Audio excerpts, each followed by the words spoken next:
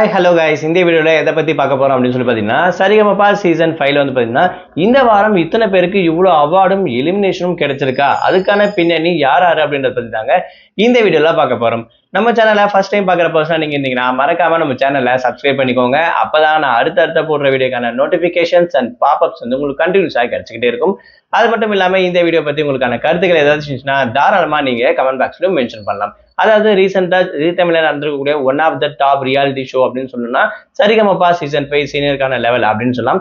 இப்போ ரீசெண்டாக நடந்திருக்கக்கூடிய அதாவது செப்டம்பர் 14 வந்து பார்த்தீங்கன்னா ஒவ்வொருத்தருக்கும் ஒவ்வொரு அவார்டும் கிடைச்சிருக்கு அப்படின்னு சொல்லலாம். அது மட்டும் இல்லாமல் பெஸ்ட் பர்ஃபார்மர் அப்படின்ற மாதிரி வாங்கியிருக்காங்க.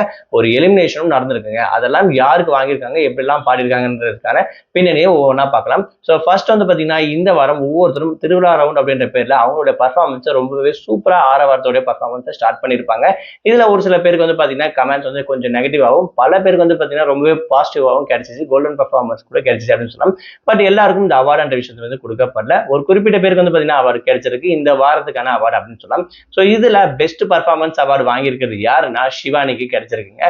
அடுத்ததா கோல்டன் பர்ஃபார்மர் அப்படின்னு சொல்லக்கூடிய பர்சன் நிறைய பேர் வாங்கியிருந்தாங்க. பட் இந்த கோல்டு காயினை வின் பண்ணவங்க யார் அப்படின்னு சொல்லி பார்த்தீங்கன்னா ஒன்னு பவித்ரா, இன்னொன்னு ஸ்ரீஹரி அப்படின்னு சொல்லலாம். அடுத்ததா கிடைச்சிருக்கக்கூடியது பெஸ்ட் பர்ஃபார்மரை விட சூப்பர் பர்ஃபார்மர் அப்படின்னு இவங்கள சொல்லுவாங்க.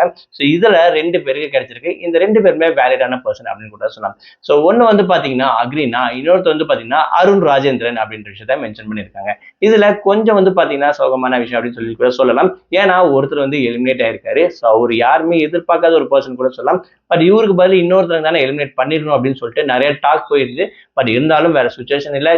ஜட்ஜுக்கு தெரியும் யார் யாருக்கு என்னென்ன மார்க் போட்டிருக்கும். ஸோ அந்த வகையில் வந்து பார்த்தீங்கன்னா அவங்க வந்து எலிமினேட் பண்ணியிருப்பாங்க. இந்த எலிமினேஷன் கிட்டத்தட்ட 3 வாரத்துக்கான ஓவரால் டோட்டல் மார்க்ல யாரு கம்மியா இருக்காங்களோ ஸோ அவங்களுடைய நேமை பேஸ் பண்ணி தான் வந்து பார்த்தீங்கன்னா இந்த எலிமினேஷன் வந்து எலிமினேட் பண்ணப்பட்டிருக்கு அப்படின்ற விஷயத்த ஸ்ரீனிவாசன் சார் வந்து பார்த்தீங்கன்னா கிளியரா மென்ஷன் பண்ணியிருப்பாரு. ஸோ அந்த வகையில இந்த வாரம் எலிமினேஷன் ஆயிருக்குது யார் அப்படின்னா அருண் சிஜேன்னு சொல்லக்கூடிய இவர் தான் வந்து பார்த்தீங்கன்னா எலிமினேட் ஆயிருக்காரு அப்படின்ற விஷயம் அப்டேட் கிடைச்சிருக்கும் அப்படின்றத நம்ம பார்த்துருப்போம். ஸோ இந்த வாரம் எலிமினேஷன் அருண் சிஜே அந்த விஷயத்தை மென்ஷன் பண்ணியிருப்பாங்க.